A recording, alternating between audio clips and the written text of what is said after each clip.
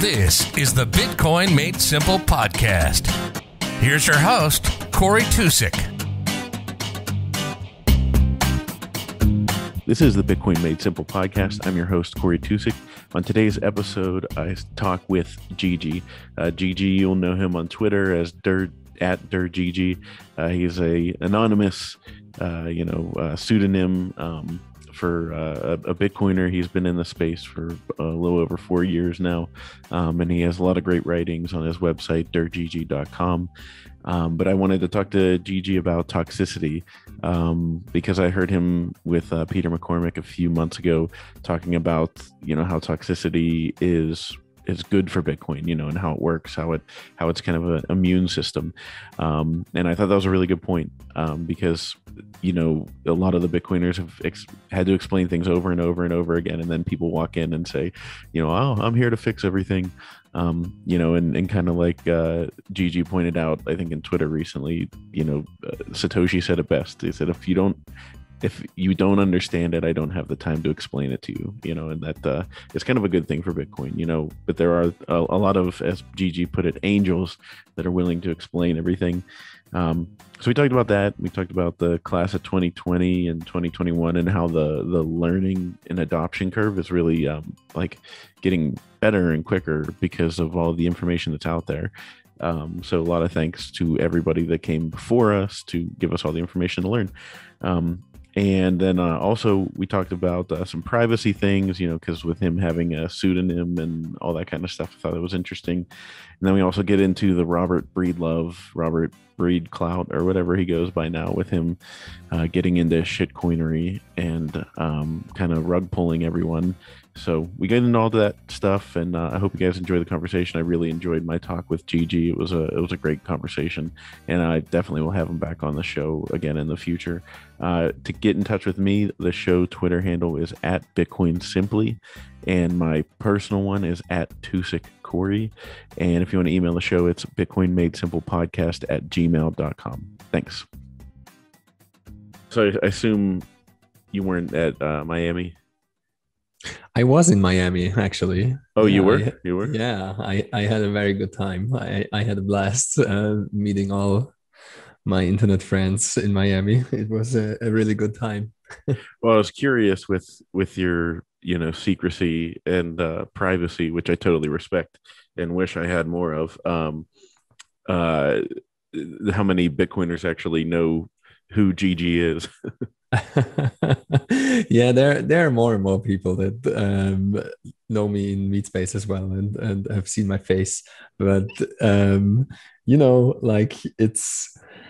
it's trade-offs all the way down, and I happily take the trade-off of being more well-known and recognized by more people if I get to meet awesome people in real life. Yeah. I don't like the real life virtual life distinction, because I consider all of it real life, but meeting other Bitcoiners face to face is awesome, and most Bitcoiners are amazing people, and so I'm always having a good time at meetups and conferences, and I try to go to as many as I can and as many as my free time allows.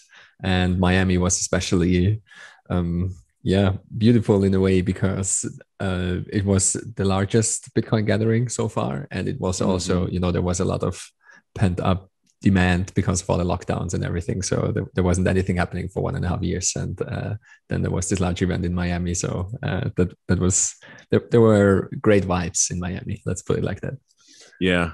I was planning on going down, and then unfortunately it butted up against a trip that we were doing as a family, and then just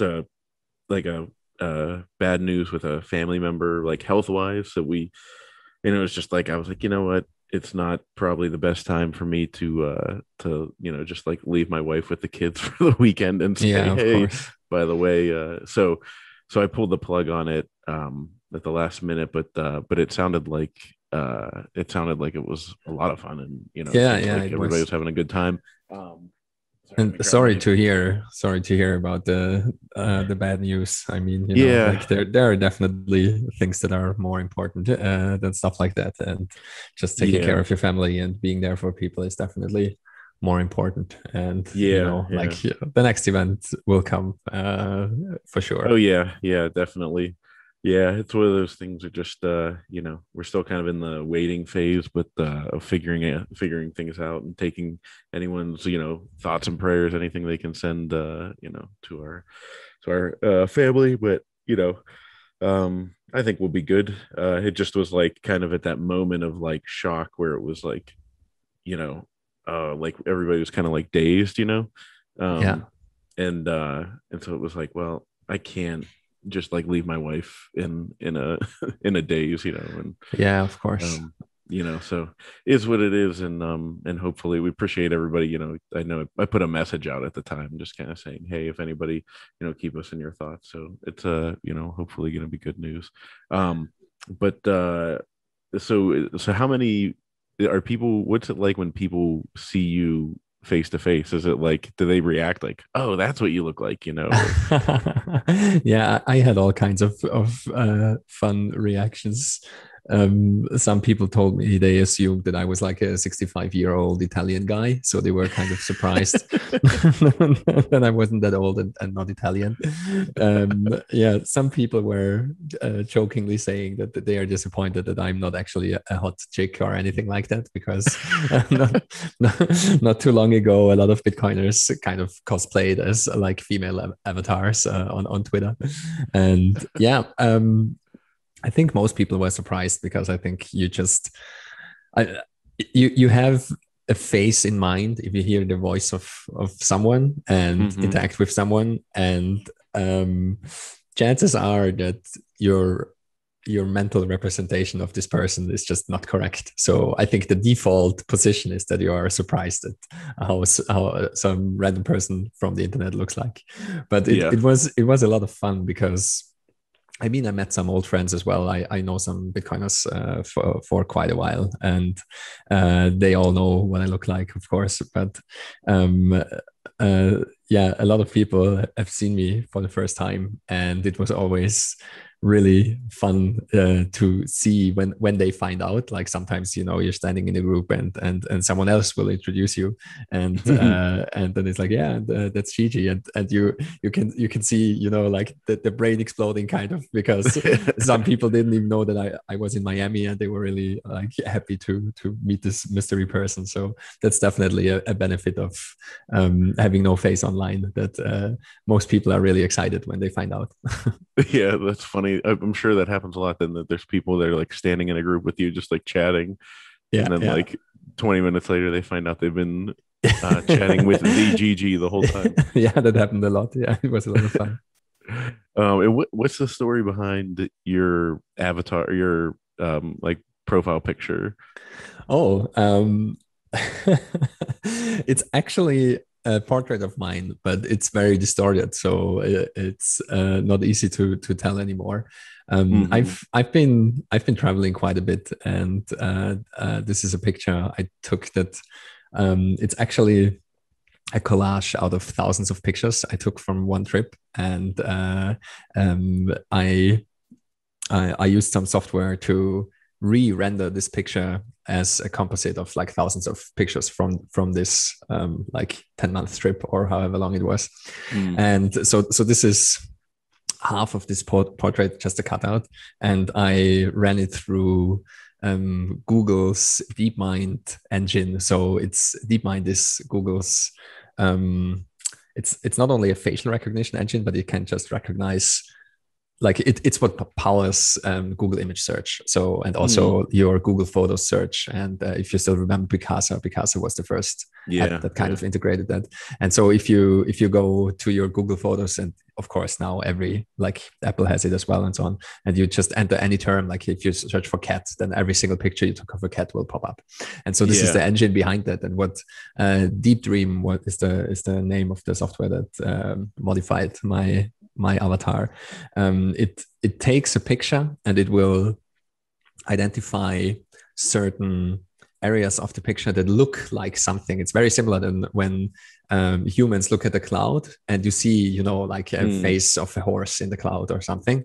And if you would take a picture of it and just, you know, draw over it, you can like emphasize the horse that you see in this cloud. And this is basically what Deep Dream is doing. So it sees an eye, and it sees like the face of some animal, or it sees I mean, it's very keen on eyes, because just recognizing animals and faces, you have to concentrate on the eyes.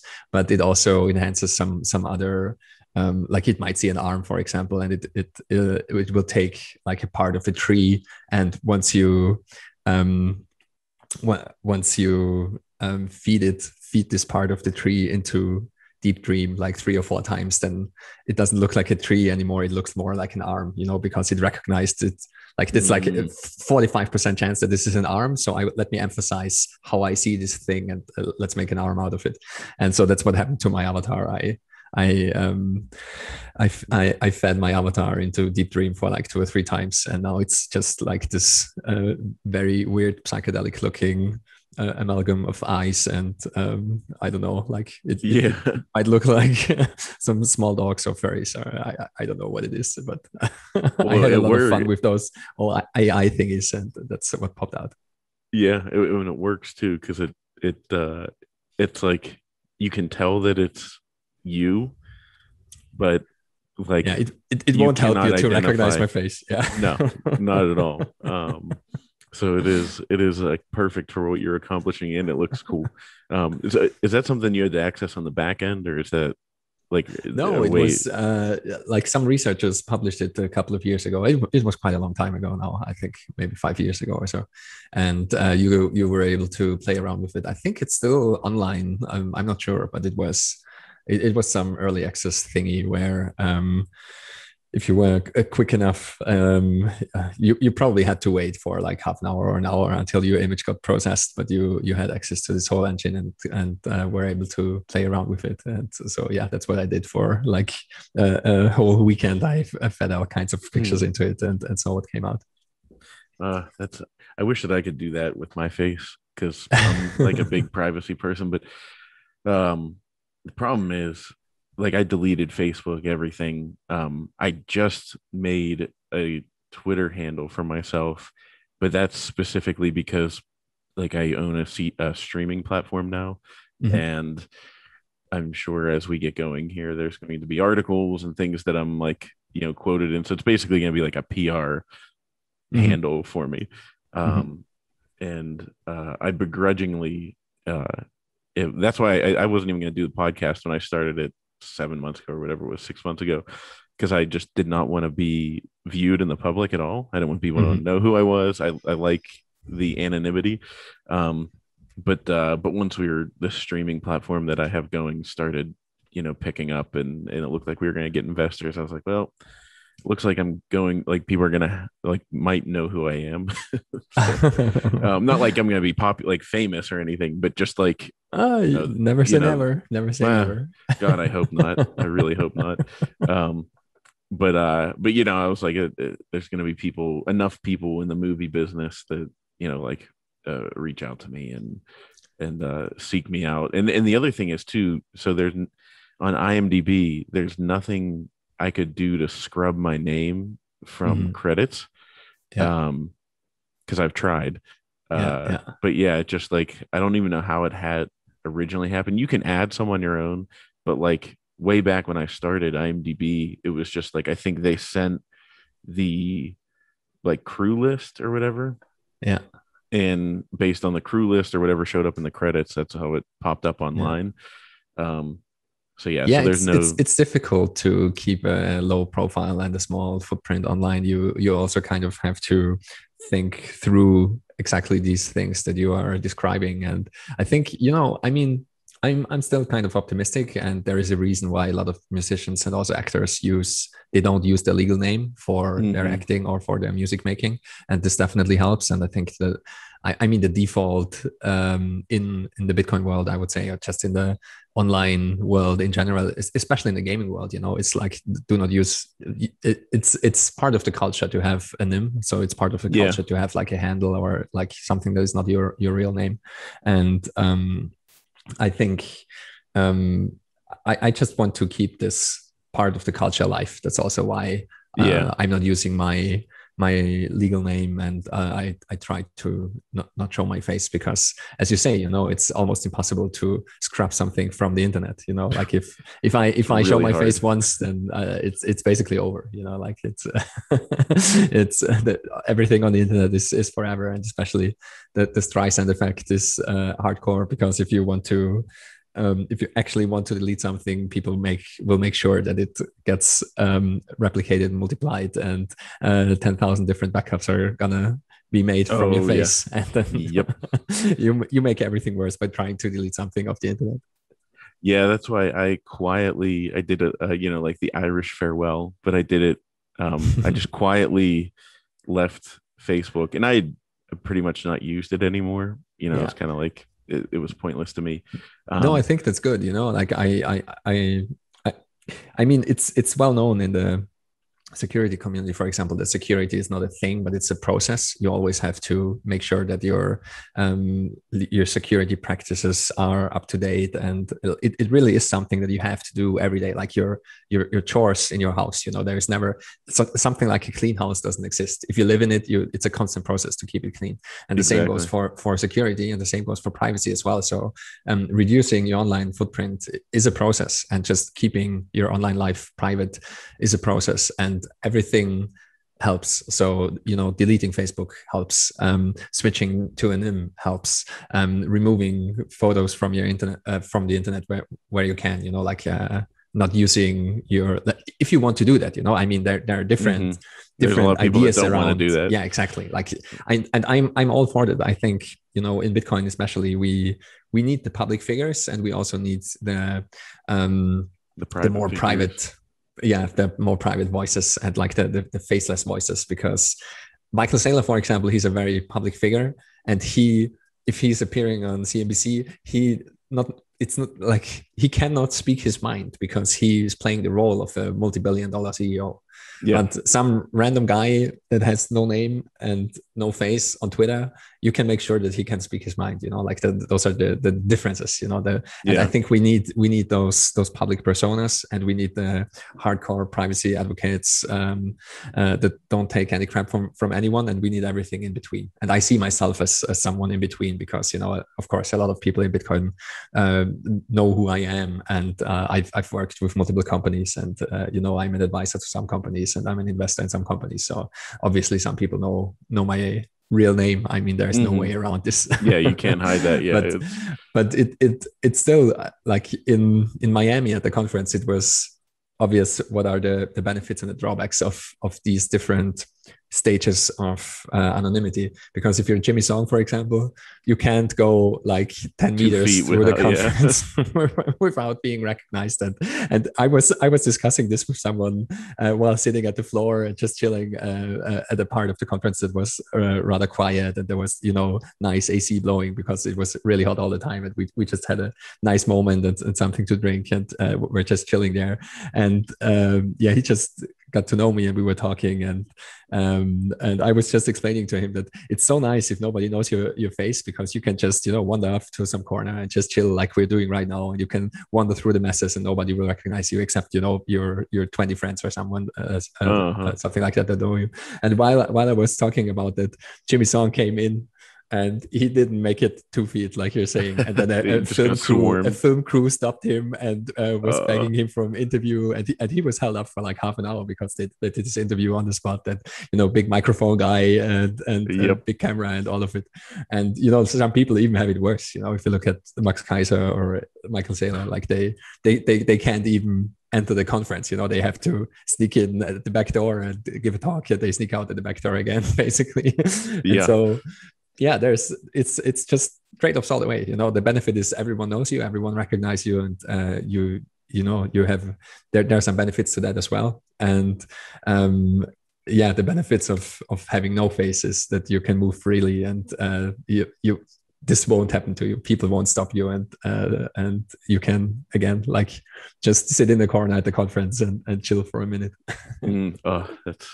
That's the life. That's we at the so specifically all the markets for the film business and like film festivals, you'll get like a badge that you have to wear to get in and out of everything, like most conferences.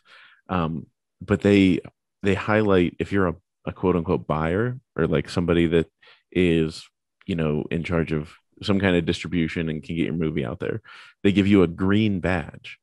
So like you're walking around this festival that is like the streets are just packed with aspiring filmmakers, and they just they see, like, I've literally seen them multiple times be like, "Ooh, green badge," and they just take off running after the person. So it's like you're not even a recognizable face. They just see your badge and they're like, "Hey, make my movie," and you're like, oh, geez. So after a while I started to figure out all the tricks of like the back ways to get in and out of things and stuff. And it's funny because nobody knows who you are. They just see your badge and they're like, "You can make my dream come true." But that's funny, that they, and wow, we were going to we're making a documentary, and I contemplated one of the things I was going to do in Miami originally was interview people. It's called Searching for Satoshi. It's not about actually finding Satoshi, but my audience knows that because I've been very clear. I'm not trying to dox them. And I initially thought, oh, when I go down, I'll do a bunch of interviews. And then I started to get, as we were getting closer, I'm like, I don't think this is going to be a great place to interview people. And sure enough, it didn't look like it was. So it's going to be easier to just fly around the world and interview everybody than try to interview them at the conference. But it's definitely the more relaxed approach, I would say. I think at the conference, everyone was like super busy and all the schedules were overloaded anyway. So it sounds like the more sane approach. Yeah. Well, and with the privacy thing, so I'm probably gonna hate myself for this because I'm gonna have to edit this after the fact. I usually just like to just take it and upload it to everything. But so I'll tell you a secret. I'll even hide my mouth behind the microphone so people don't know.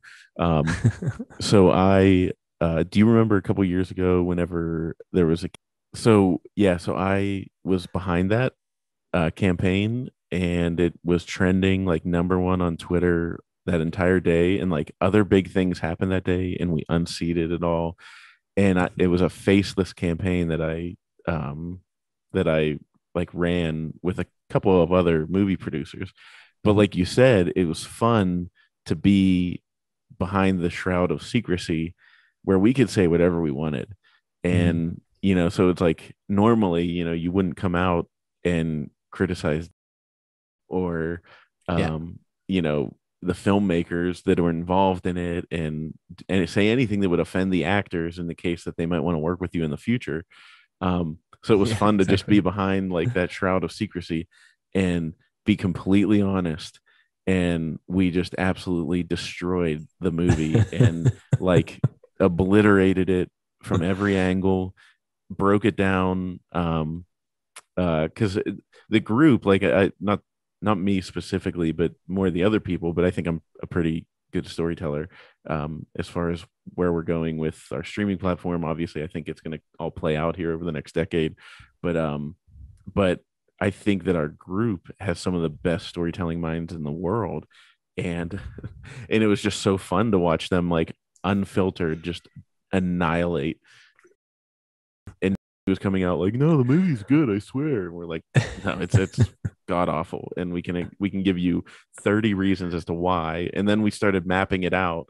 Yeah, that was, so I learned there anonymity was good. Yeah. And then so I slowly started backing off, and then kind of like did an Irish farewell, and then it worked out really well because then like over a movie that we picked up that I was just providing a service for, but it happened to be a pro-Trump movie. and I got like Facebook tried saying that I was trying to influence the election. Okay, yeah. And like I got attacked from all these things and all Yeah, these like you were basically labeled as a Russian bot, and then it's game over online. yeah, and like everybody was like, "You're some like right wing nut," and I was like, "Gee, no, like not at all." Which is really funny because I'm gonna probably pretty close to whenever this episode comes out, which I'm gonna do right away. But uh, I'm gonna interview a right wing, like conservative pundit, and people are going to label me a right wing, but he's actually the reason I got in touch with him in the first place was because everybody labeled me a right wing nut from this stupid thing that happened in the fall. Yeah, so it worked out really nice to, like no, because all these articles went out and I was quoted in a bunch of them because I am very pro free speech. Like I think it's a very Bitcoin thing. So I was like, Amazon was trying to censor the movie, and I was like, I just blasted them. Like I was like, that's a joke, but it was so nice knowing that like I had no presence on the internet, and there's nobody that could find me or like anything like that. Find out where I'm at. What my family looks like, weird things like that. I think that's like we should make use of this feature of identity. I think in general, also in the real world, like offline identity is prismatic. Like if you are a different person at your church than you are with your family, then you are at the office, then you are at the bar, then you are at your soccer club or whatever, and it's also like if you want to reinvent yourself, pick up a new hobby and meet a group of people that never met you before, and you can basically be a different person. And that's often how people kind of, if you are in a bad spot, or if you just want to change something about your life, that's how you do it. And you leave your old baggage behind, and then you, I don't know, pick up chess or something and go to a chess club, and then you introduce yourself. Maybe your name is Michael and you've always been Michael, and you introduce yourself as Mike, and now you're Mike the chess player, and you're a different person, kind of. And it's funny that online in the Facebook world, like this is not allowed. Facebook tells you have like this one identity, and everything is saved forever. Everything you ever did online, all of it is saved, and you almost can't get rid of it. Like if you YouTube is another great example. Like if you if you had a YouTube account for a long while, YouTube will tell you who you are just by recommending you certain videos, and it's kind of hard to get out of that. I'm still getting recommended videos because I have a YouTube account that is probably like 15 years old or something. And I'm still getting recommended videos from hobbies that I just haven't pursued anymore for like 8 years, And it's still like, hey, you're probably still interested in whatever, And it's crazy. And it's kind of weird how the online world doesn't recognize that identity is way trickier than like this one monolithic structure that, again, like Facebook and Google would want to make you believe that you're this one thing and you never change, and you only have like this one site, when in reality you have like 15 different sites, and it depending on the context and the people around you, and maybe even the season and the time of day, you're a kind of a different person, And I think we should make use of this feature and also lean into it. And I would also encourage people to try to create a new identity on Twitter, for example. Just create a name just for the fun of it, and just post memes on Twitter and on Bitcoin Twitter, for example, and see how this develops, because you will, like as you said before with the movie, that suddenly all these producers and these storytellers were able to speak their mind. And the reason I think for that is that when you don't have a mask, when you use your real name and your real role, you're also speaking for that role. So you're speaking for the movie studio that you worked with, for all the other people that that know you and that you worked with, and as you said, that you might work with in the future, and so on. So you have to kind of self-censor in some way. And all of this falls to the wayside if you put on a mask and become a different persona. And it's really funny because you become a different persona very quickly. Like if you make up a pseudonymous account for yourself and you call yourself whatever, Mickey Mouse, Yeah. I don't know what, and just post Mickey Mouse themed memes on Bitcoin Twitter, you will fall into this role very quickly. Like human psychology is really funny that way, that you tell someone, even if it's yourself, this is your role now, and people will kind of grow into this role. And I think it's really hilarious how this works out. And I'm kind of disappointed in the large players online, the Googles and the Facebooks and the Amazons of this world, that don't recognize identity for what it is. They will always tell you that you are this person, and like you have this name, and this is your government mandated ID, and you never change. And this is your identity. This is your profile. These are the advertisements that you like. These are the products that you like. And that's basically it, Yeah. It's kind of funny, and this is not, I'm not turning this into a marriage advice Why not? But it's funny, like you said, how you're like Facebook and everything, they think like this is your identity, you'll be this forever, so we're going to recommend you these videos and these posts forever, and that you never change. And it's kind of ironic. I always, whenever people get like divorced or something, and I'm like, they're like, oh well, like they're not the same person they were whenever I married them. I'm like, well, I hope not.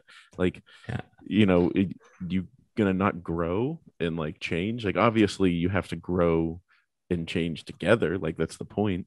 And everything. But it's like, I was just like, I always am like, really, like you hoping that you don't change for the rest of your life, like you're gonna have marrying at 21 and being surprised that at 65 people are different people. Yeah, exactly. It's like, what, like obviously, like you should be like constantly growing and changing.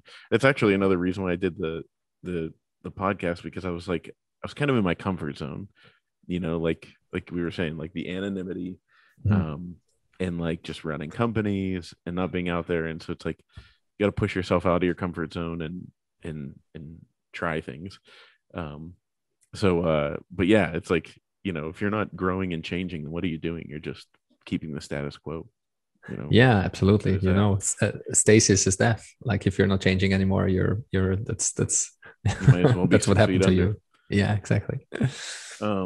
So wow, I didn't think we were going to go that route, but I love that. I'm a big fan of following you. I think I'm trying to remember the first time because I'm new to the space, so really started following it in like 2018, but like actually invested in spring of 2020, and so I've been slowly becoming more and more entrenched. But what's your story? How did you get into Bitcoin, and where did you first come across it?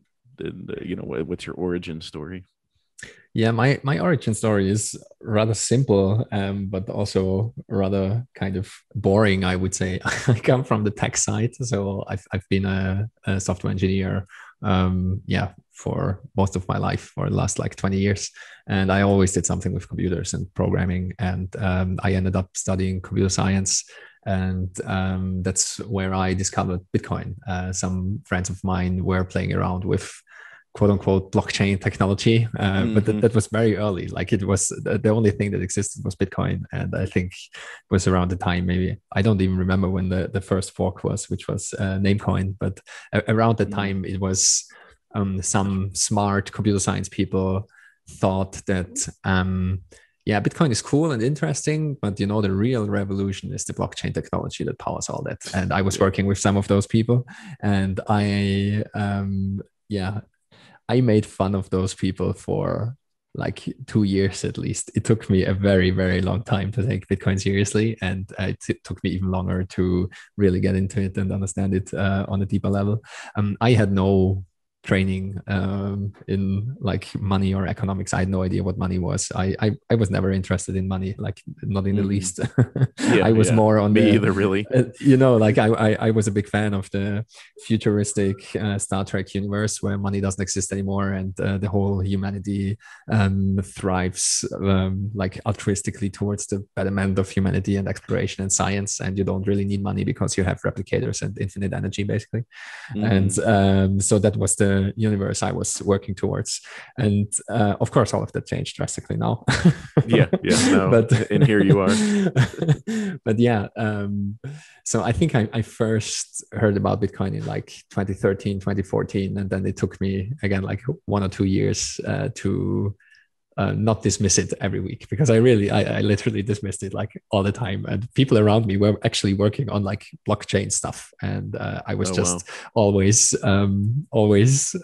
smiling at them, and because I thought I knew my computer science, and I thought I was already interested in distributed systems and networks and just the security in general, and I was sure that every computer system, like there was no such thing as perfect security. Every system can get hacked. So I was just always assuming that Bitcoin will get hacked and then it's game over, because we've seen the story before, people try to make digital money and it just never works. And I never gave it a second look or a deeper look. And I think like after the third time that Bitcoin still refused to die, I was slowly getting more interested. And I mean, you probably heard the story a dozen times already, but it's very like it's the same story that for most Bitcoiners. It's just this thing is still not dead, and so yeah, I slowly started to look more into it, and I think my first kind of insight that kept me interested was I realized that it's kind of like BitTorrent, but for money. So in the sense that nobody can do anything about it. Like it will always find ways to root around like people that try to shut it down. And so I understood that it's kind of very resilient. I understood this kind of early on, and that's what I thought it was just very interesting, that there's this system that does some interesting things. And for me, it wasn't very interesting, like sending around money. How interesting can it be? But it wasn't something that you could simply shut down. And that's also what I find so interesting about the internet. Like shutting down the internet is really hard. I mean, I would argue it's easier than shutting down Bitcoin, but it's still really hard, And as we can see with the Great Firewall of China, for example, trying to block internet traffic in general is kind of hard. People will find a way to root around it, and that's the whole idea of the internet. The whole idea of packet switching at the internet is to make it resilient for attacks. Like if half of the network goes offline, it doesn't matter. Packets will find their way. And the same, of course, is true for Bitcoin. The whole point of Bitcoin is to create a system that nobody can stop. That's the whole point of it, because Satoshi knew that if you have to build it like that, because everything else will be stopped by governments. You have to build something that can't be stopped by, it doesn't matter who, like not even himself, no one, not the developers, not the miners, not the users. Everyone is the enemy, like that's kind of the idea in Bitcoin. That there must not be any entity that can stop this system, because if there were such an entity, governments will subvert it. Eventually they'd be will eventually shut it down. Yeah, exactly. And so that's kind of what hooked me in. And yeah, so around the 2017 bull market, with all the shitcoin mania and the ICO mania, I was for the longest time I was in the camp of programmable money, and that's what the revolution is, and that's what's really interesting. So I was very interested in Ethereum, and when Ethereum kind of came out, I was super interested in it, and I was actually an early Ethereum bull, and trying to understand it as best as I can. I was even, like I was writing smart contracts and stuff like that. I was actually playing around with Solidity and getting deep into the technicalities of it. I always think it's hilarious, because I get a lot of flack from altcoiners now as a Bitcoin maximalist that I'm so ignorant of all the other projects, and stuff like that. And I've probably read like more than 100 white papers of other projects. So, I used to be a computer science researcher, so I have the means to read those things and try to make sense of them. And I was running a lot of like different software implementations of various altcoins, most of them unsuccessfully, because it was just not, I was just not able to sync up nodes and stuff like that. And so I had a very prolonged and intensive shitcoin phase, and I was just interested in all these very cool futuristic ideas where, you know, your fridge will pay for the milk if it runs out and order it online or whatever. And you know, like you all those kind of futuristic ideas that these kind of projects try to sell you on.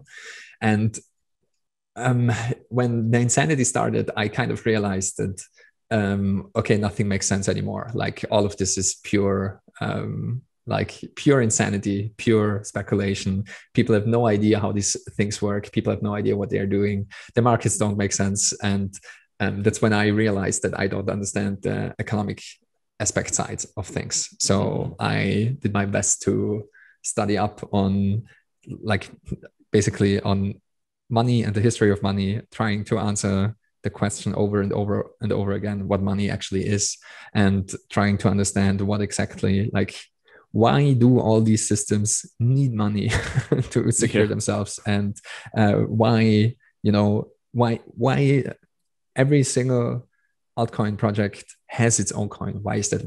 Why must this be the case? And so I started to understand these things, and slowly but surely I realized that what makes Bitcoin special in the end. And what makes Bitcoin special in the end is that it came out of nowhere. It was like this gift from cyberspace, from an unknown creator that grew organically and you know, survived without any eyes on the space, without any monetarization in the first year, and again, like, grew very organically and monetized organically. And the biggest gift that Satoshi gave to the world was that he handed over the project and disappeared, because Bitcoin is the only project now that has no leader and came out of nowhere, and you cannot replicate that. And every other project has a leader and has a team that can steer the project in some direction.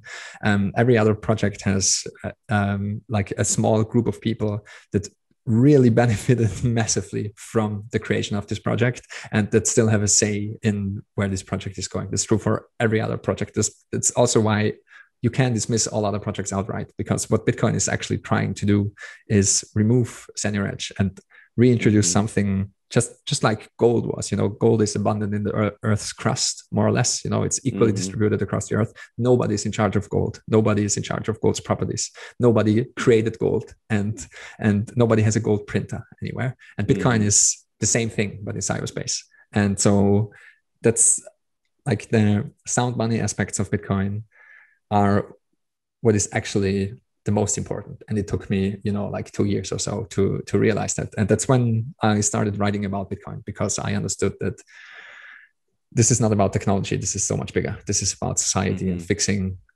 the ills of that fiat money introduced, and fixing like so many levels of society that are currently broken. Like, if you don't have a sound money to coordinate economic action in a society, nothing good comes of that. And we see this, I think, at a large scale on multiple levels of our global society, that society is just corrupting itself. And we live in this, you know, in this consumerism, very short time horizon, consumer culture. Just it's easier to throw something away and buy the new plastic wrap than to repair whatever you have. It's easier to take out a loan and buy whatever you can't afford than to actually work for something and save up and spend your money in a sensible and meaningful way.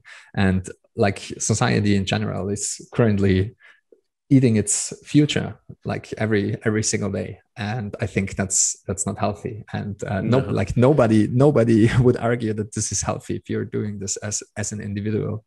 But if you talk to economists and they talk on a global economic societal level, that's perfectly fine. You know, like selling our souls and eating our future alive, that's a perfectly reasonable thing to do, because for whatever reason the economy needs it, you know. So that was a very long rant and a very long answer, but it basically I came in from the technology side, didn't understand Bitcoin for the longest time, and have had to get up to speed in terms of what money is and economics. And basically through thousands of hours of study arrived at Bitcoin maximalism.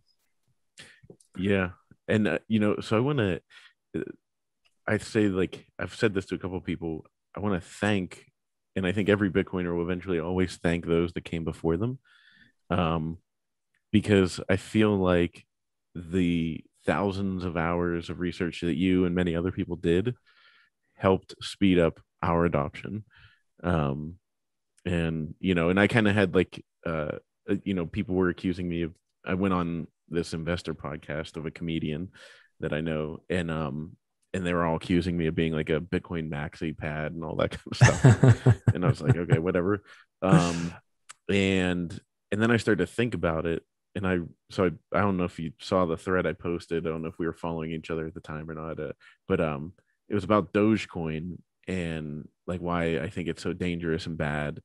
And and I said the reason that I'm a Bitcoin maximalist, people think I haven't explored the altcoins, but I actually went so far down the rabbit hole that I was going to create a coin for my streaming platform, and like for streaming media. And I thought it was a better way to manage rights on media rights, and there was a way to use tokens to be able to pay your pay personalities directly, pay artists directly, all that kind of stuff. Um and when it got down to it, at the bottom, when I got to the bottom of it, I was like, wait a minute, this can just be built on top of Bitcoin. Like this doesn't need to be its own coin. So then I started thinking, well, why would I make it my own coin? Because a lot of other people have done it, so like apparently there's a reason. And I realized it was just to enrich yourself, and it was just for selfish reasons. Um so I literally scrapped it out of the pitch deck of my streaming platform. And I was like, no, this is a joke. And that, I think, is when I became a Bitcoin maximalist. But I say all that because it was easier for me to research that reading people like you, Canute, listening to Guy Swan on a regular basis, and all the podcasts that are out there, where it just helped me come to that realization a lot quicker. Is that something you've noticed with the newer classes, that um, they don't Yeah. have to dig for as long because the information is more readily available? Yeah, absolutely. I was very surprised. Like I still am very surprised of the 2019, 2020, and even the 2021 class, the class of 2020, class of 2021. Everyone seems to be able to get up to speed really quickly. So I'm of course, super happy about this. I'm always happy when people tell me that my stuff is useful. And that's the reason why I wrote 21 lessons and all my other things is I made almost all the mistakes that you can make in Bitcoin. Like it took me such a long time to understand it. I like I didn't only do a detour in Shitcoin land. Like I was living in Shitcoin land for quite a long time. You were the manager of Shitcoin land. I had a very comprehensive shitfolio. Yeah. So I was buying. I was quote unquote investing in all the interesting tech projects and stuff like that. So yeah, I did everything wrong that you can do wrong. So I learned all the lessons. They were all very expensive lessons. I think I made every mistake except for cloud mining. That's the only thing that I didn't do. But I mined myself. I mined multiple altcoins. I had so many different tokens and so many different shitcoins. Like you wouldn't believe it. It actually took me more than a week to get rid of all my different shitcoins. So yeah. And it was also a very liberating feeling, because it was at the point in time when I began to understand that Bitcoin is the only thing that matters. And I was just not even looking at the price anymore at this time. I was in the red, like you wouldn't believe, of course. But it was just, if my thesis is correct, all of this won't matter in the long run. And I can highly recommend to anyone who is still holding bags, just drop your bags and start auto DCAing. Like that was my deepest insight. Was that it doesn't, like, we are still in the exponential adoption curve of Bitcoin. We're still so insanely early. So if you got in like last year or 2 years ago or this year, if you get in next year or like in 2 years from now, it doesn't even matter. You know, we just bridged into the early majority of adopters worldwide. Like not even worldwide, in the Western world, you know, like in the developed world, because not everyone has internet, you know. So the worldwide statistics are still we're still at the innovator stage, but in the US we just crossed into like 11 or 12%, and that's the definition of the early majority, the early adopters, I'm sorry. And so we still have the whole parabolic adoption curve before us, and so the smart thing to do is just to accumulate as much satoshis as you can. And the easiest way to do that is to do something productive, to do something meaningful, to do something that you enjoy, earn money, and just, you know, buy Bitcoin. Yep.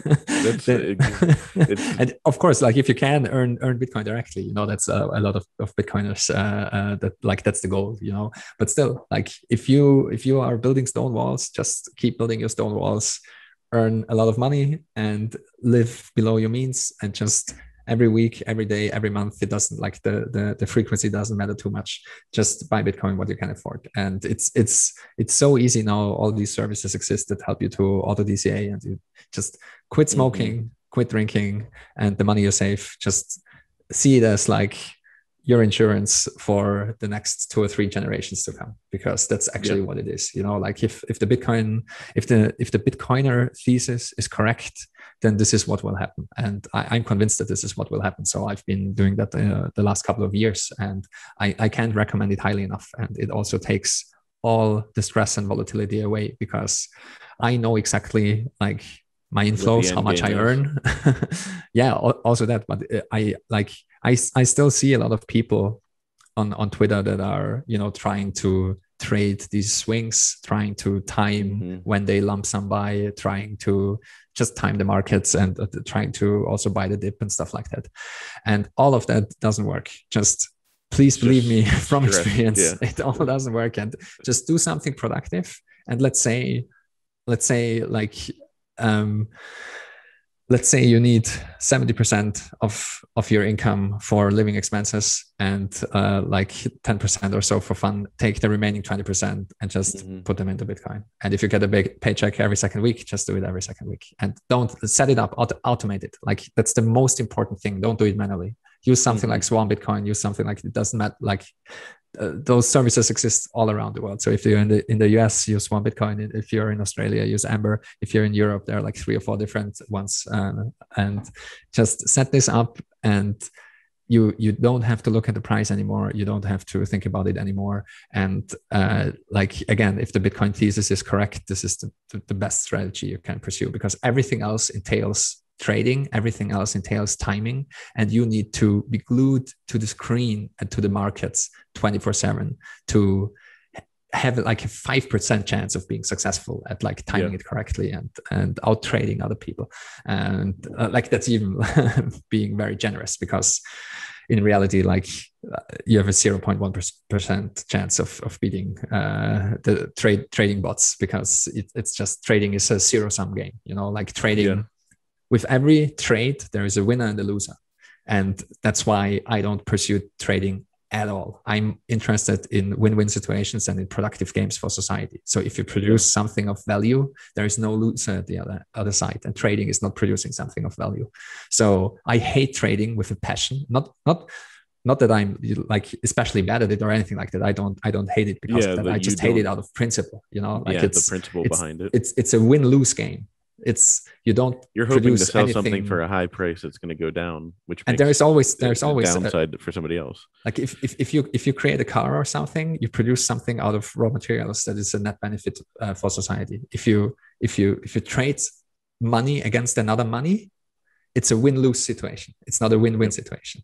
So you don't actually produce anything of value by trading monies against each other, and money always historically tends towards one.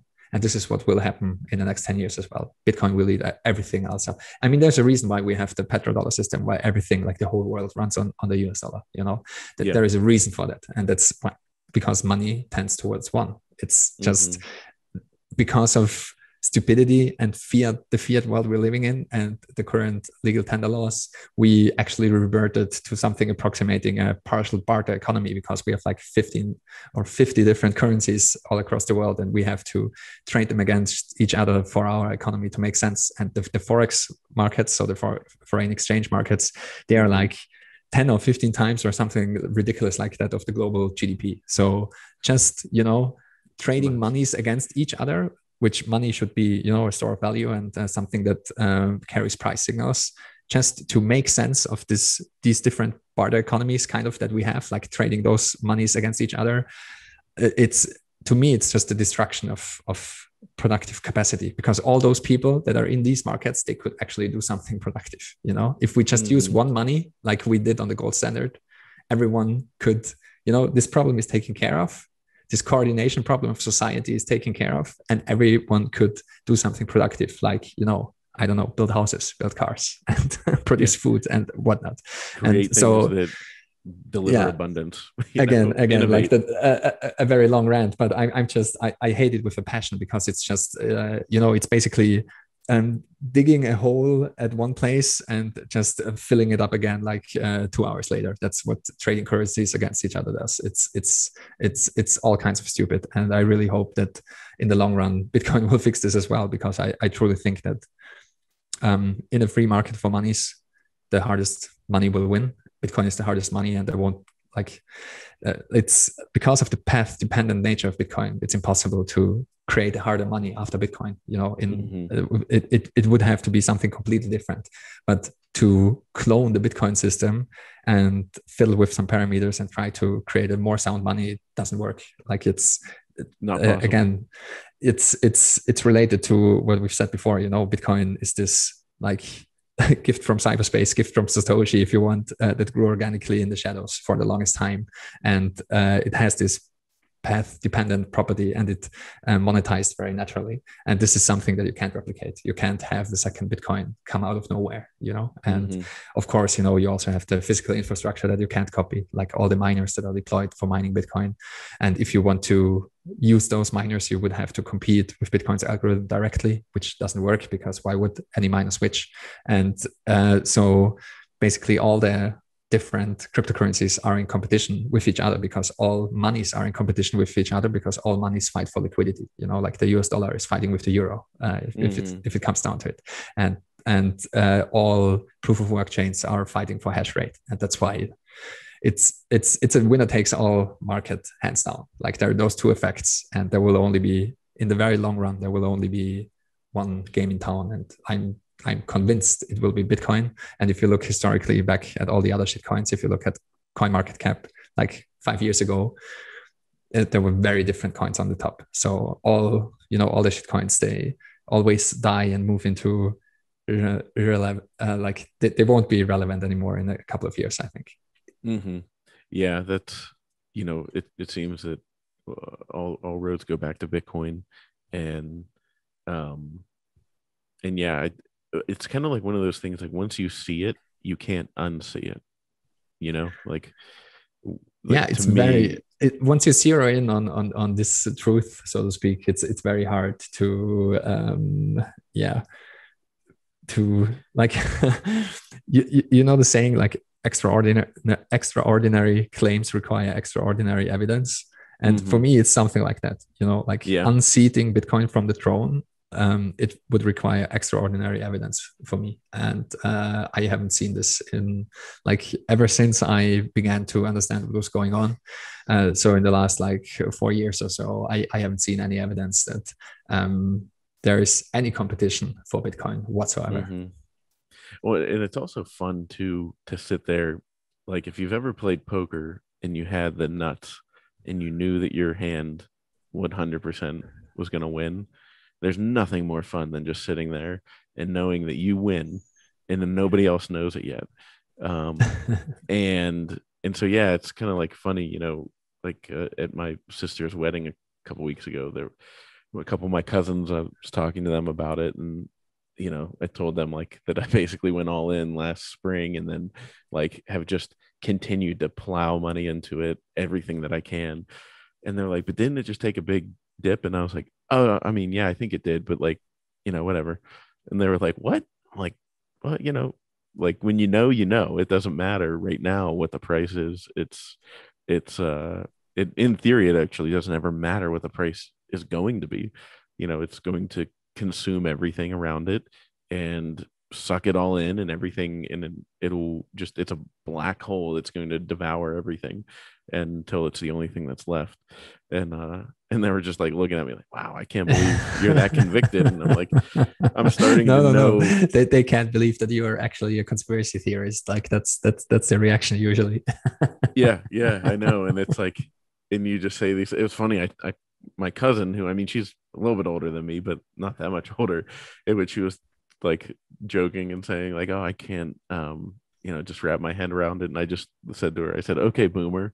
And she was like, how dare you? I was like, I'm just kidding. But I was like, but it's also in their defense, it's very hard to understand in the first place. And it's also very hard to believe and make peace with this conclusion. Like, as you said, that Bitcoin is this black hole that will consume everything. And I believe this to be true. I think it will demonetize all the things that are over monetized right now. So it will demonetize gold, for example. It will demonetize real estate. It will demonetize a lot of art, for example, old cars, whiskeys, all those kind of things that are currently used as a store of value, like fucking Pokemon cards and all that stuff, like it's people, also stocks, the stock market is, so of course, completely I mean if you have money to spend, exactly, you just throw it at the stock market. And sound money reverses these trends, and because you actually have a better and more reliable, less risky vehicle where you can save in the long run and actually store your time and energy and store your value. And it's very, like, it's an outrageous claim that Bitcoin is this black hole that will just consume everything monetarily speaking. But it is, if you understand it from first principles, it is kind of obvious, like for me, why would I, like, any excess money that I have, why would I put it in anything else than Bitcoin? Because I don't think anything else can outperform Bitcoin. Like it's really hard to outperform the best asset that humanity has ever had in the long run. You might get lucky with some, I don't know, Tesla pump or I don't know what, but in the long run, year over year, it will be insanely hard to outperform Bitcoin. Like in the next 10 or 20 years, it will be almost impossible doesn't matter what company it is, to outperform Bitcoin. So why should I even try to pick these unicorns that might be able to outperform Bitcoin if I can just save in Bitcoin? And Bitcoin, like the beautiful thing about Bitcoin is that once you understand how the system works, it's insanely stable. Like it's the most reliable thing that exists on planet Earth. I cannot rely on my bank to be there in 10 years from now. I cannot even rely on my country to be there 10 years from now. I can't rely on anything, but I can rely on Bitcoin being there for me 10 years from now, because that's how resilient the system is. I'm sure that Bitcoin will still be there in 10 years from now, and I can spend my Satoshis and I can make good use of Bitcoin. So why should I use anything else that is less reliable? And I, as you said, like, I don't care about the current price. The general trend will be up and to the right. And as long as blocks are still coming in, and as long as the fundamentals of the system don't change, I'm not worried in the least. And I have no reason to believe that anything is going to happen to the fundamentals of Bitcoin in the next several years and even decades. So again, you will have to make the switch from a value thinking to a systems thinking, and the value of a Bitcoin is almost irrelevant. I mean, of course, price is not completely irrelevant. It is an important metric of the whole system, but still way more important is the resilient structure and the unstructured simplicity and the beauty of the system. And once you realize that this thing, Bitcoin's heart won't stop beating. It just won't. Once you realize that, it becomes the safest play for the next couple of years and decades. Mm-hmm.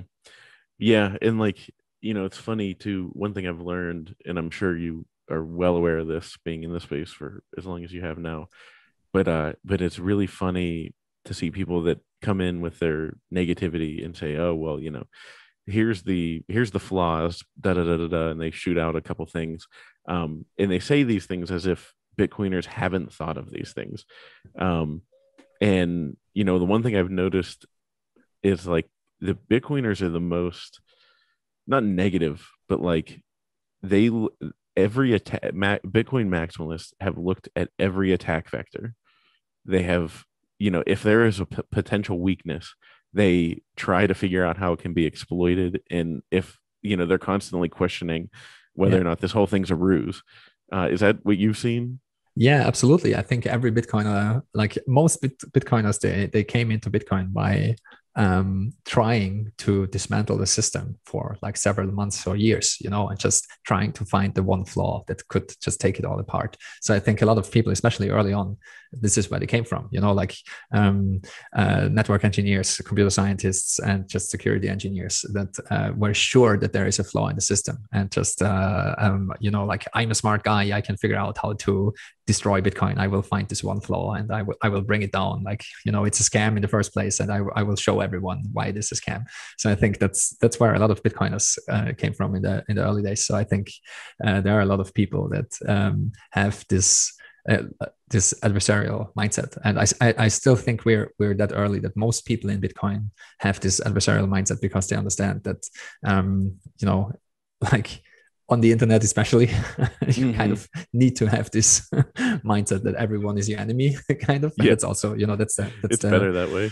Yeah, exactly. But that's exactly the environment that Bitcoin operates in. In Bitcoin's design, it is assumed that everyone is your enemy, and so that's why you also like in Bitcoin, like, you define yourself what Bitcoin is, and self-sovereignty is at the very top of Bitcoin's hierarchy. Like, you run your own node, you hold your own private keys, you define what kind of consensus rules you want to run, you verify everything from the Genesis block up to now.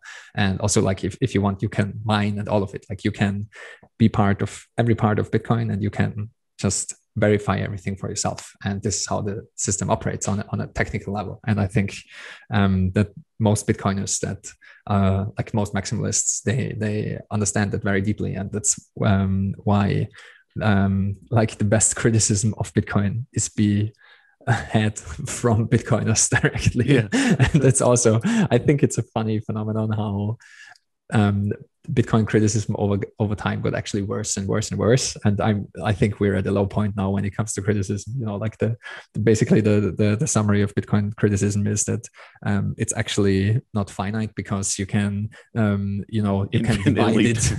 you can, like, you have this one pizza and you can solve world hunger because you can just atomize the pizza and every child will get like 2 atoms of the pizza, and that's how you solve world hunger. Like, that's one criticism. And of course, the energy debate is still raging. That's just, I think, a basic misunderstanding on what kind of energy Bitcoin consumes and just how energy works in the first place. And that's basically it. Like every other criticism, you can go back in the forums on Bitcoin Talk, and every single argument that you hear on Twitter and in the mainstream media right now was had in like 2009, 2010, 2011. Like, all the arguments were had already, and there's nothing new under the sun. And basically most of Bitcoin's critics, they have to resort to blatant lies, and they will tell you that, for example, Bitcoin is too expensive for Bitcoin doesn't scale and the Lightning Network doesn't work, which is a complete lie. Like, I'm getting paid on Lightning almost every minute. Like I have a German podcast, and we set up podcasting 2.0, which allows you to receive streaming satoshis. So people that listen to it can actually stream sats your way, and they can also, clap when they find one part of the podcast especially entertaining or meaningful. And so in my Lightning wallet, I receive payments almost every minute. It's like, if you tell me Bitcoin doesn't scale and the Lightning Network doesn't work, you have just no idea what you're talking about. Like, Bitcoin is so far ahead.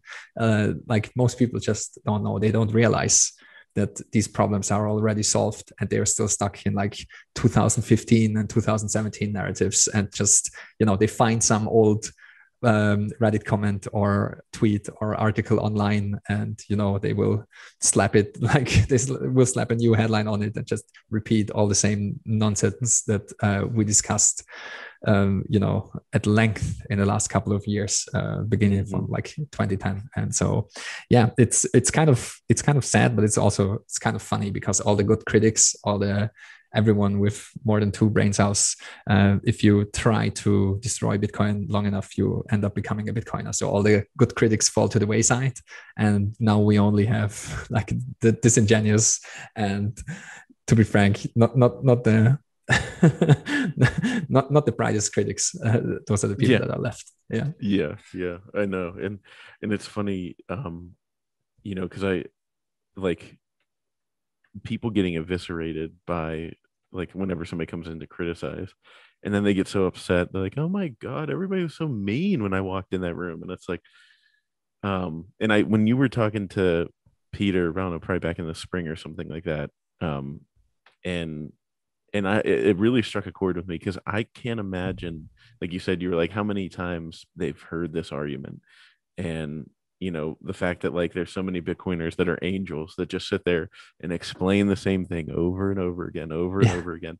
And like me personally, it's like I've been hardcore in the space for a little over a year, like paying attention to it, and living it. And then for like the better part of a year been a Bitcoin maximalist, and I'm already so sick of it. It's like when somebody comes in, you're just like, gosh, shut up. Like, no, like, we've been through this, So it's like, I agree with you that, like, there are some Bitcoin angels out there, but like, how frustrating is it to just hear people come in and be like, no, we never thought of that. Oh my God. Like, you've got to be kidding me.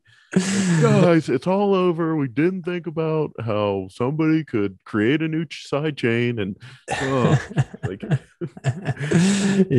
it can be very frustrating. So I have a lot of respect for people like Peter Willer and also NBK and other people that have been around forever, and they are still very patient with all the newcomers and just explain everything all over again all the time. And like it's nonstop. nonstop, and that's basically all they do sometimes. And I can't do it. Like I just I think I just don't have the patience, and I just I think that the information is out there, like if you have these questions, just do your research. If you have these questions, maybe don't type the questions into Twitter, but type them into Google and just click on the first link and read for an hour or two, and then do it again the next day. And like, the information is out there. We went through all this, and it's very easy to find as well. So my patience is limited for people that are just, like, trying to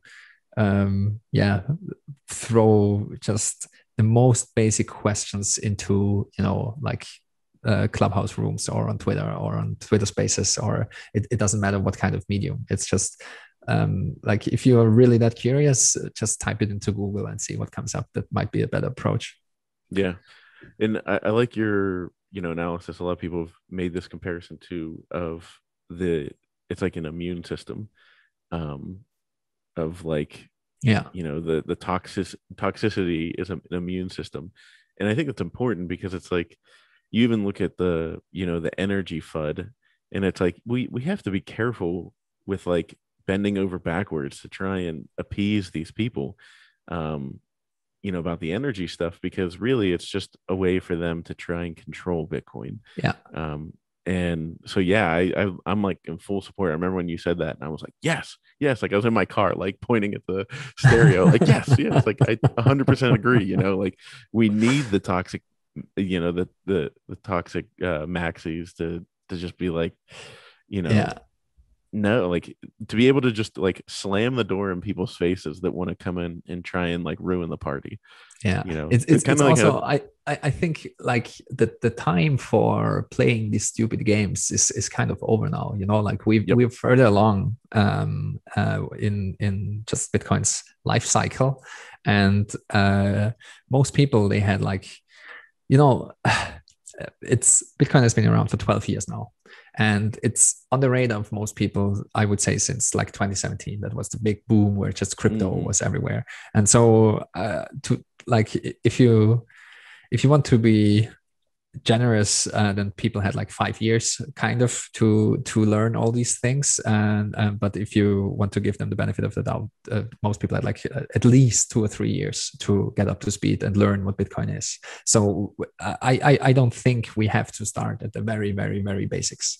I just, if you haven't read the Bitcoin standard, I just don't want to talk to you, period. If you haven't read the Bitcoin white paper, I just don't want to talk to you. You know, it's like 6 pages. Just read it. You know, Bitcoin standard exists as an audio version. Take like 1 weekend and 1.5x the audiobook. It takes you like 6 hours or something, or 8 hours. I don't care. Like, it's not that long, you know. Not that hard. Listen, like, read a bunch of articles, like read the bullish case for Bitcoin, you know, read some good articles on proof of work, read, just do a little bit of research and then join the discussion. I'm not willing to start from zero because all the information is out there. And now Bitcoin is a geopolitical game, you know. The time to play these stupid games is over now. With El Salvador adopting a Bitcoin standard, we're in a very different leagues now, and the Bitcoin FUD will get more intense. And that's also why I think the toxicity is so insanely important, because it serves multiple purposes. It's not only to, you know, save newbies from shitcoins, like that's one part of it. So a part of toxicity is a kind of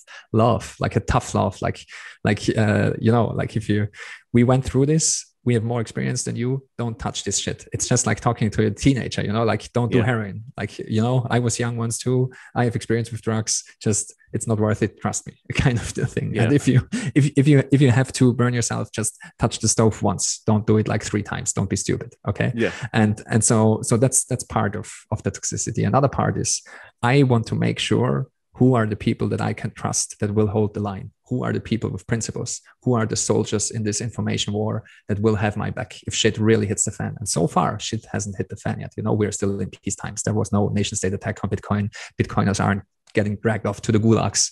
You can still talk freely about Bitcoin and be a Bitcoiner. Yeah. But like, I wouldn't take this for granted. I mean, to be sure, like in the US, it looks very good. Like, I'm super surprised that we have senators now, and we have, you know, Texas and Miami, like we have like Bitcoin states and we have Bitcoin senators, and all of that is looking beautiful. But, you know, the world is a very large place, and there are some people in some countries where you still have to be careful talking about Bitcoin, coming out as a Bitcoiner. And I want to have these people's backs, and I want to, like, toxicity is a filter that will make sure that those you will be able to tell who are the people that you can rely upon. And you can't rely on shitcoiners, like, period. Like, if you are in this to enrich yourself and not for principled reasons and with the end goal in mind of separating money and state, then I cannot rely on you on this war, because you will be bought by the governments. You will be bought by the powers that be. You will, you know, like a central bank will come in and offer you like 10 million bucks, and you will do whatever they say. So, and I have some, like, I have a group of friends. I have some people that I basically trust with my life, you know, like I have a very tiny select group of people I know, you know, like they're toxic enough. They will not bend the knee no matter what. And so those are the people I want to work with, because those are the, like, we will need principled people, because otherwise we will make all the same mistakes all over again. Like the central banks made their mistakes, you know, like it's very easy to print your own money, you know, and with gold as well, you know, that's how this whole mess started. Like if you're in charge of the gold vaults, it's very easy to issue more paper certificates than you have gold in your vaults. And the same can be true for Bitcoin, you know, like fractional reserve Bitcoin is a thing. And so we have to be very vigilant of not repeating the mistakes of the past. And luckily in Bitcoin, there are mechanisms in place that will be like, they will come in very handy to make sure that we do not repeat these same mistakes. Like, you can, if you have a Bitcoin bank, for example, you can have cryptographic proof of reserves. So you know that there is no fractional reserve shenanigans going on. And all of those things will be insanely important in the coming years and decades. And again, like, for me, part of the toxicity is just to weed out the weak people, kind of, you know, like I want to make sure that you will be able to take the heat, because I'm of the opinion that it won't be easy going forward, and there might be a war coming. And, you know, in a war, you need soldiers. You don't need cowards, and you don't need egotistical people that are just in the war to enrich themselves. Yeah, that's why I think, you know, part of why I feel so at home with Bitcoiners is that, you know, like I mean, I wasn't in the military or anything like that.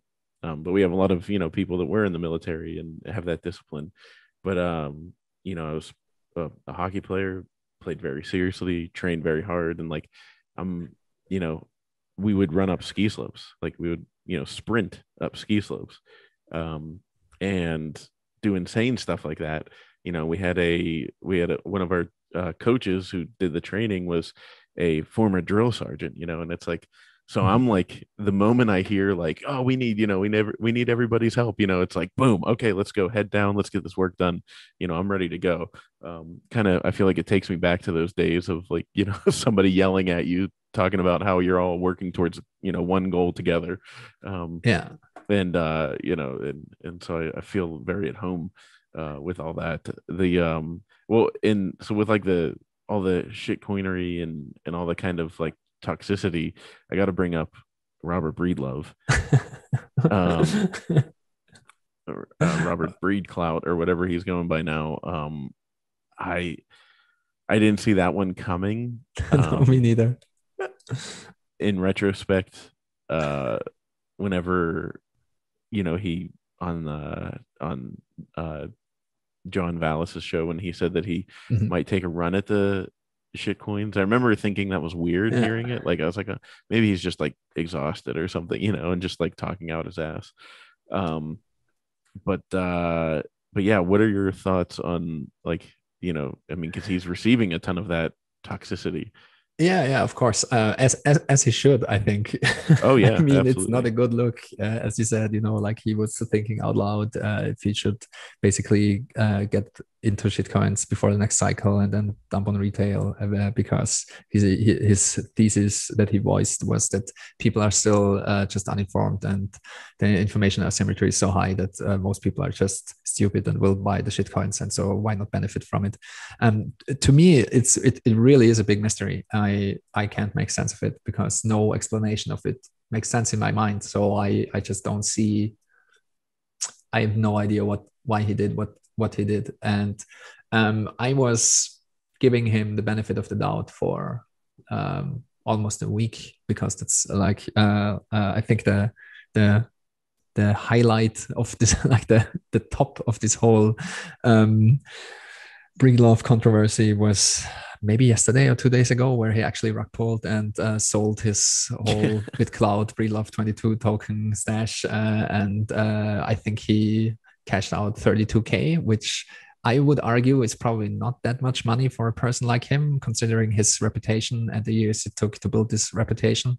I would argue, I mean, you know, like it's not nothing, but it's like if he just keeps doing what he has been doing, he will probably be able to make this in speaking engagement and by selling books, and with his successful YouTube/podcast show, he will probably make 30K every month. Like if he just keeps on course and does it for like 1 or 2 more years, I would be just very surprised if that's not the case, because he was on a very upward trajectory. Yeah. And a lot of patrons, you know, and very rich and influential friends, and you know, like very close to Michael Saylor and Ross Stevens and those people. So and yeah, I have some insights into those things that I'm not willing to share publicly, but I just can't see that. Like a lot of people said, he just needs the money, and I just don't see that. Like the things I know about Robert, it would surprise me if he really was in trouble financially. And as I've said on Twitter as well, you know, like there are some Bitcoiners that actually did not manage the money well and ran out of money and ran out of Bitcoins and were actually broke. Like Andreas Antonopoulos was broke at the 2017 top, and then just be upfront about it. You know, like I made a mistake. I traded on leverage. I spent all my Bitcoins, because for Andreas, you know, he wasn't trading. He just spent all his Bitcoins because he was flying around the world teaching everyone about Bitcoin, and he was doing it out of his own pocket. And he invoiced in Bitcoin, and he just used Bitcoin as a medium of exchange mostly, you know. And so he just miscalculated, and I think he had to, like, you know, maybe buy a flat for his mom or something like that. I remember something along those lines, and he just ran out of money.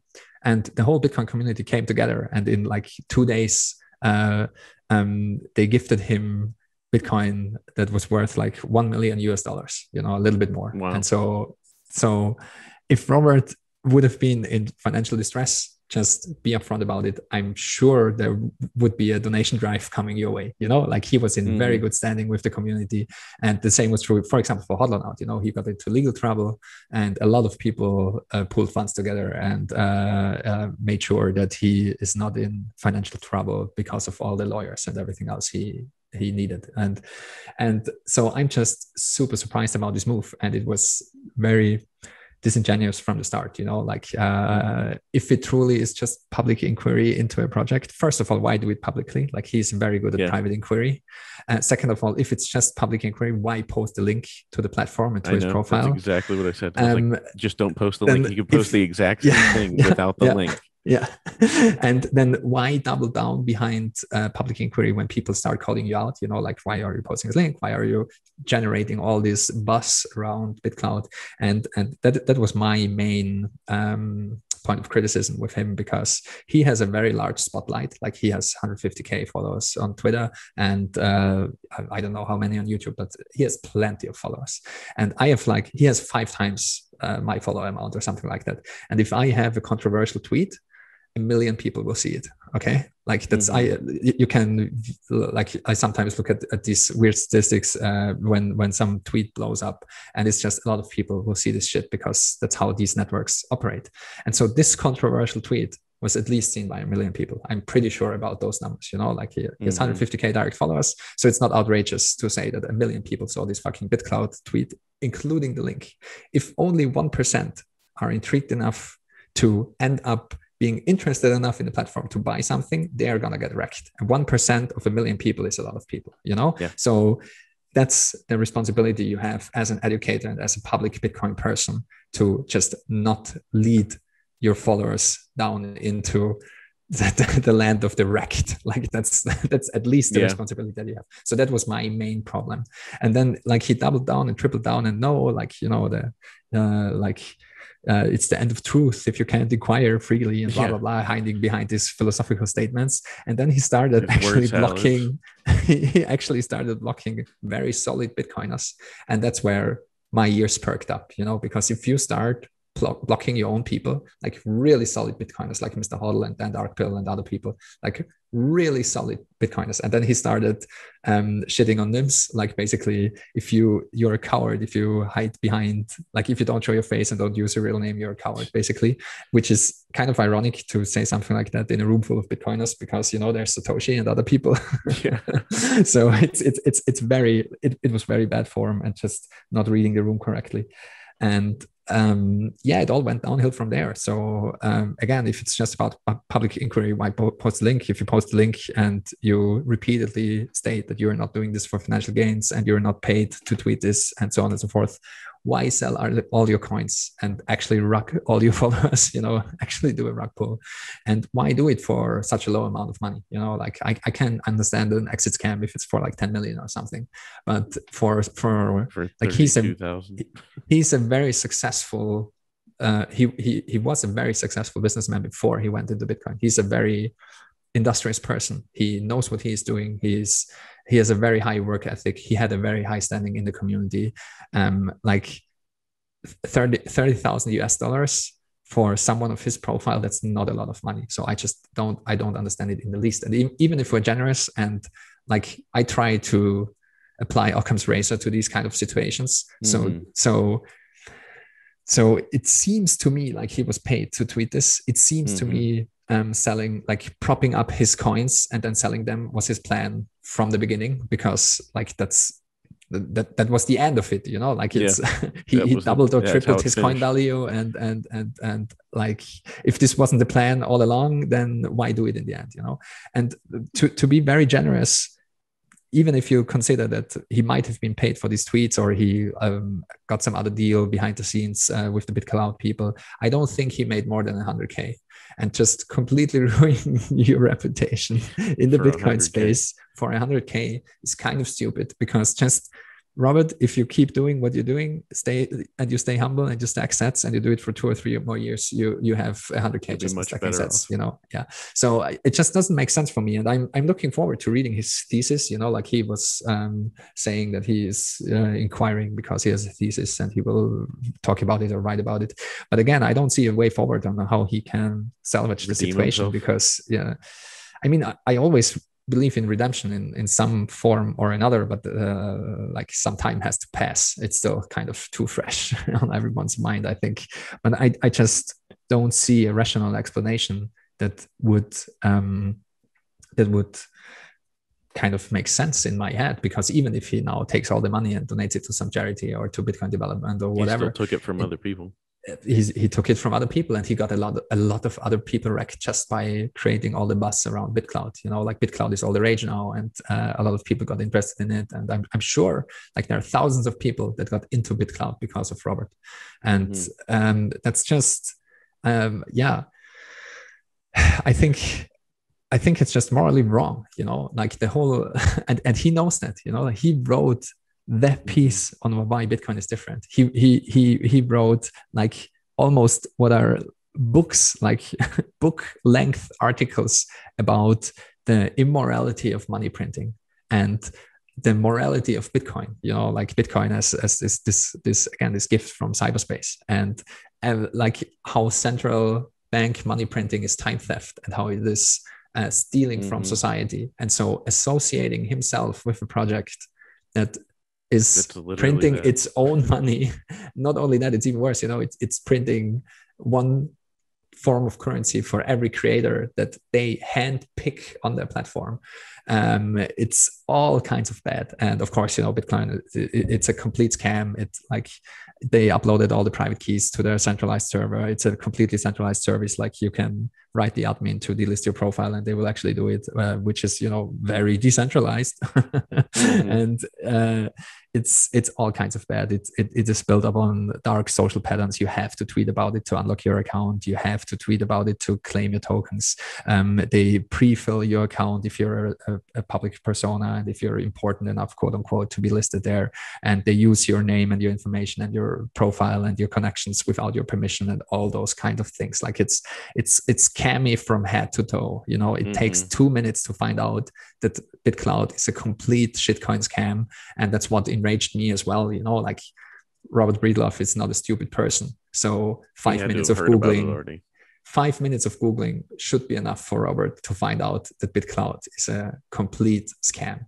And he just, over the course of a week, doubled and tripled and quadrupled down that it's still kind of legit. And, just by associating himself as one of the brightest lights in the Bitcoin space with this project, you already give it like some form, you make it legit, you make it a more legit project than all the other projects.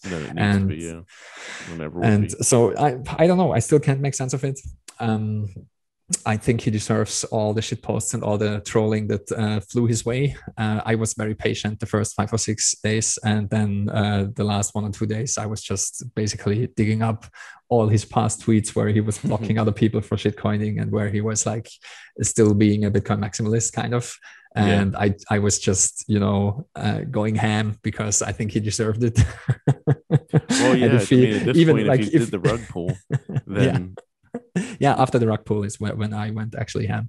And I also think, I met him in Miami. I still think his writings are insanely valuable. I still think, for example, Trace Mayer's contributions are very valuable, like the 7 network effects and all those things. So I don't think we should, cancel all his past contributions or anything like that. But my view of Robert changed drastically because he was just very disingenuous, and he ended up blocking, I think, like 50 solid Bitcoiners, myself included. And I was going to ask if you've been blocked. Yeah, I've been blocked. And he also blocked Hodlon out, and he blocked like so many very solid, awesome Bitcoiners that, it's really hard for me to understand what got into him, because if you're blocking half the people in the space that have been Bitcoiners for like the past 6 or 7 years, then I mean, it seems to me that it's also some kind of ego thing, that there's just no way he could be wrong on this. Like he still thinks he did the right thing. He still thinks it was just innocent inquiry. He still thinks that he's pursuing the truth, and he's doing all that to, not be ignorant about, like not be closed-minded kind of. That's what his statements and his likes of other tweets and his statements on some Telegram groups lead me to believe. And he just doesn't even see the possibility that what he did was morally wrong. And so that's, I think, why he doubled and tripled down. He thinks he's in the right. And I think that's also why he blocked all the Bitcoiners, because he thinks all the Bitcoiners, they are now an angry mob and possessed by groupthink, and everyone in this mob is wrong. He can't even entertain the idea that some of the Bitcoiners invested like 50 hours to dig into Bitclout and actually find out why it's such a scam. And it's just a very sad state of affairs. But it's not the first time that something like that happened, and it won't be the last. And yeah, it's sad to see, because I considered him, a good egg. Yeah, I considered him as someone who was fighting the same fight, and it turns out that I was mistaken. Mm-hmm.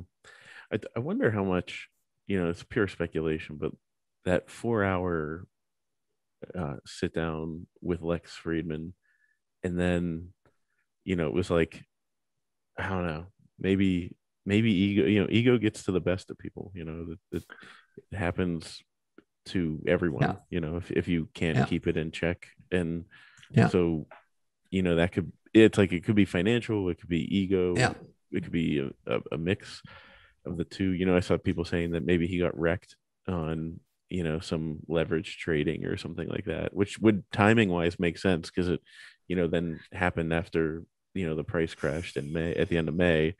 But like you said, though, for 32K, really, like, is that what is that your price? Does that really move the needle that much for you?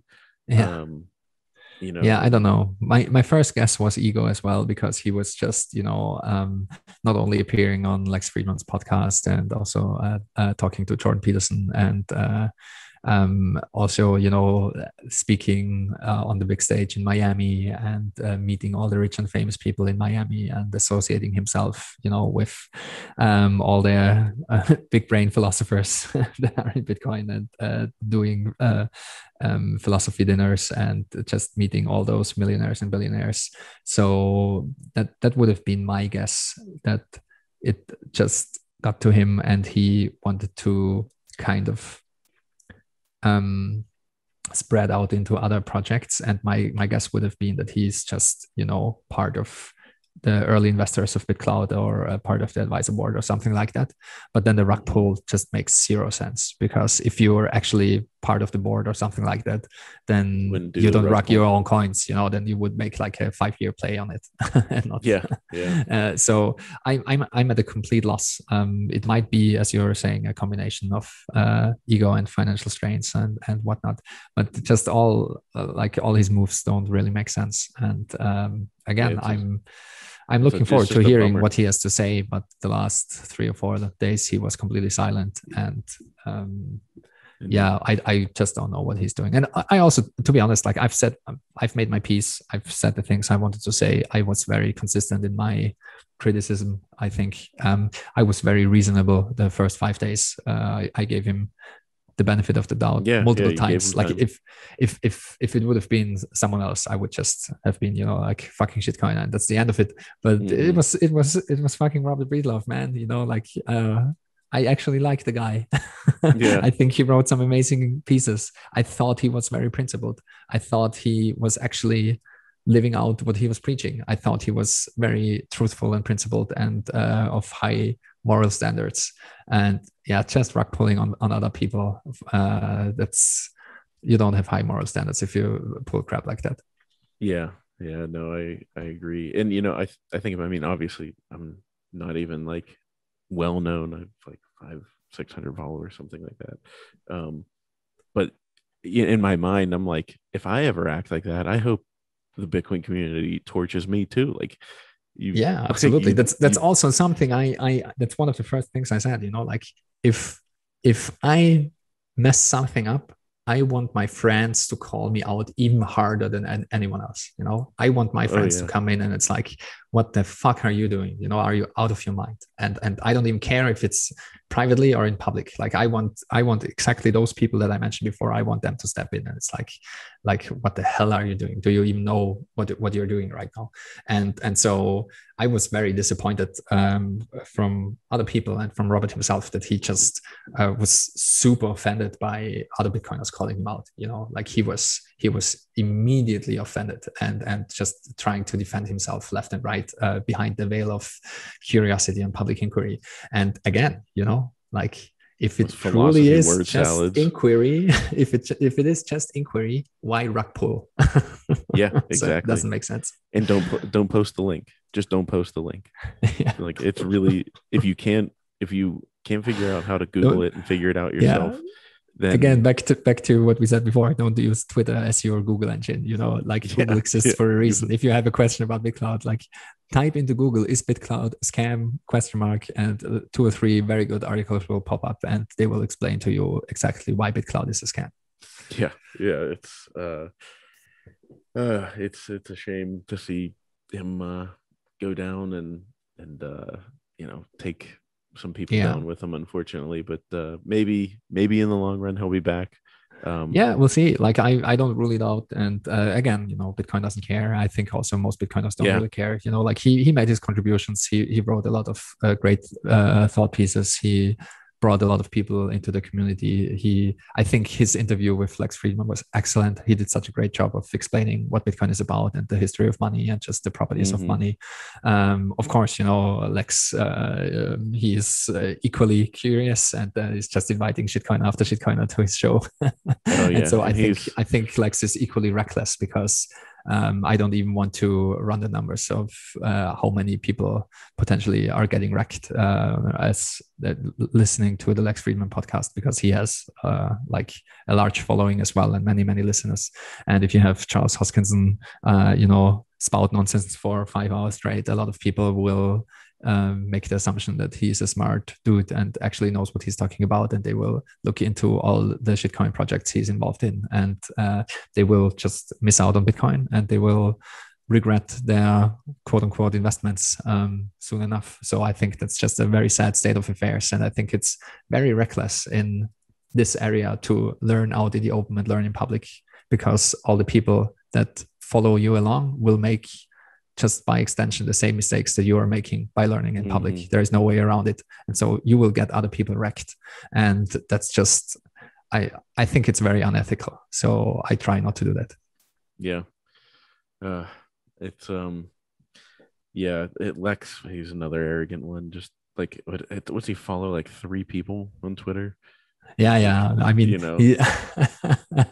he slipped up once and Bitcoin is giving him a lot of crap for that. But that's where he, because he's playing the part of being very humble and very, full of love and all of that. I mean, he blocked probably 500 people without interaction just because they had laser eyes, and I was one of them. So that's very loving already, like just block everyone on Twitter because you don't agree with their choice of profile picture. And like he just, it really got to him, all the trolling. He mentioned that he's actually very smart and has a PhD and he did a lot of hard things, and people shouldn't troll him. Like he's way smarter than all those Twitter people, and it's just so hilarious because it's just so not true in Bitcoin. Like he knows nothing about Bitcoin, so it would just be better for him. As always, as with all people, to just listen and learn and stay humble. And he, even though he tries to act very humbly all the time on the podcast, he doesn't come across very humble with his Twitter actions. Yeah. No, and the whole, I mean, setting up an image and it's like, I don't know. Maybe it's reading too much into it, but you're sitting there trying to wear like the same suit and tie all the time and like have this like image projected across. Like, what are you, like Steve Jobs? I mean, wear the same thing every day and like be like that girl from the girl that who was the girl that had that company that was selling pharmaceuticals? Oh yeah. And I she was don't like, remember the I'm name. like Yeah. Steve Jobs. I Yeah. just Yeah. wear that black shirt every day because, and it's like, give me a Yeah. break. You know what I mean? Like right now I'm wearing basketball shorts. Like, I don't care. I just really don't. I have like, I don't know. I mean, I don't, you know, it's like if somebody wants to attack me for like, when people come like, oh, I have a PhD, you shouldn't troll me or whatever. And it's like, that's a joke. Mm. Like, I don't ever tell somebody how smart or not smart I am. I actually prefer people to think that I'm an idiot because that helps me. Like, that puts me in an Yeah. Yeah. advantageous situation. It's better to be underestimated. That's for Yeah, sure. it's just like So I just have no patience for these yeah. people. I would love to go on like Lex's show because um like if you ask my wife, like, I would have zero problem telling him exactly how I feel. um I have, it's almost too like, I have that problem too much where like I just have zero problem, just if somebody deserves it they'll get it, and I'm not gonna like, I won't change my tune based on who you are. Yeah. um so Yeah. I think that's a good thing, but it can it could No, lead to some problems. I think it's definitely a good thing. And I think it's funny how Bitcoin exposes like all the people basically. Like Mm-hmm. if you look at the downfall of Nassim Taleb, for example, as well. It's funny how this relentless truth machine is relentless in more ways than one. Because if you fail to align yourself with Bitcoin, you will not only suffer economically, you will also suffer spiritually and also cognitively. Like Yeah. it seems that if people have a problem with Bitcoin, they will try to argue their way into attacking Bitcoin, kind of, like Nassim, he's currently writing this paper about why Bitcoin doesn't work, basically ignoring the last 12 years of facts.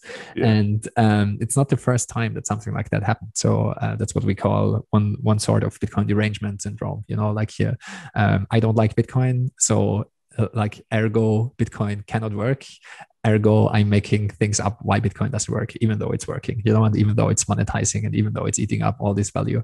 And I think the same is true for a lot of the public intellectuals like Lex Friedman. They're just too smart for their own good. It's just like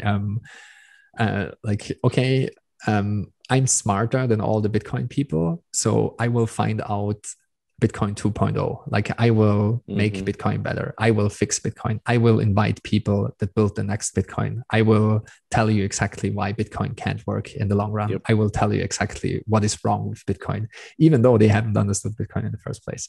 And it happened quite a few times with different public intellectuals. And yeah, the most recent one is Nassim Taleb, who seems to be like completely deranged now.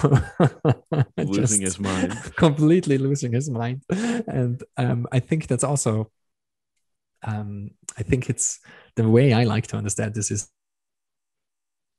that Bitcoin is kind of this unmovable force. It's completely unmovable, and it doesn't matter how large your intellect is, you will not be able to change it. You will not be able to move it, kind of. And we've seen this in the past with like people like Roger Ver and Craig Wright and other people. They try to infiltrate and change Bitcoin, and they just, because it's such an unmoving thing, they fail over and over and over again, and it actually drives them completely insane. And I think we will see this more and more as Bitcoin grows. And Elon's a big candidate for that. Exactly. Elon had his bout with I still haven't written off Elon yet, but he had his form of slight Bitcoin derangement syndrome, that's for sure. And I think we haven't seen the end of this. Like, Bitcoin is bound to grow and will brush up against more and more people. And some of those people will think that they are smarter than the market, think they are smarter than Satoshi, think they're smarter than all the Bitcoiners, and think that they found the flaw or found the next Bitcoin or whatever. And Bitcoin will drive them insane, because in the long run, they can't beat it. No, you can't beat it. Like, number go up will drive you insane. Like Peter Schiff is a good example as well. Like, it's just and all those people that discovered Bitcoin in 2010 and started trash talking Bitcoin in 2011, and they're still on Twitter trash talking Bitcoin, and they just missed out on 20 million% gains. It's very hard to not lose your mind because of it. Well, yeah, and I think that they're like sounds really arrogant, but like I think that people whenever they think they're that smart, that shows the limit on their intelligence. Like that, Yeah, it's it kind of like puts a flag in the ground of like, okay, yeah, here's the postmark of where their intelligence ends.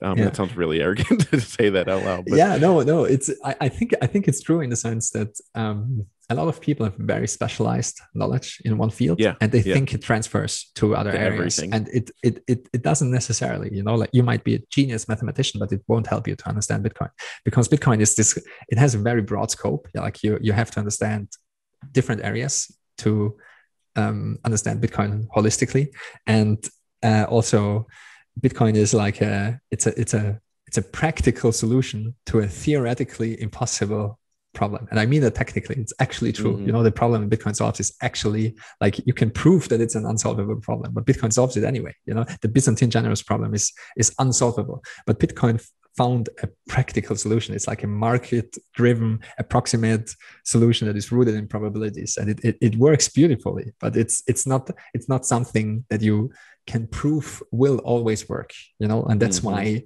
the super smart giga brains, they will show you mathematical proofs that Bitcoin cannot work.